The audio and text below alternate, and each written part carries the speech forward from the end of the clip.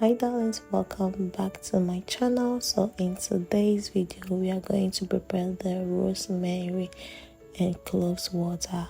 And forgive me if I'm sounding so croaky, I have some sore throats. So the first ingredient is the rosemary leaves, we have the cloves, and we have the cinnamon.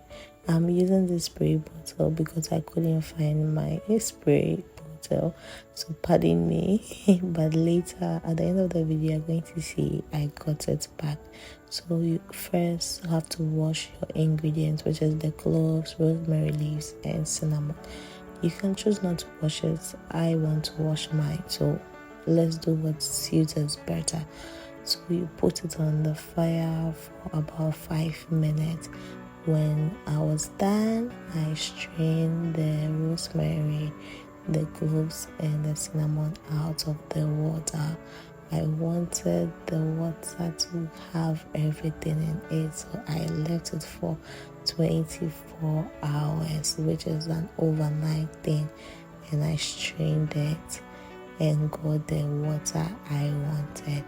This is the perfect rosemary water I made, and I know you love it. So try it at home.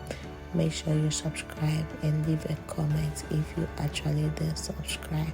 So this is supposed to be sprayed in your hair 2 or 3 times a week. Bye bye. Peace out.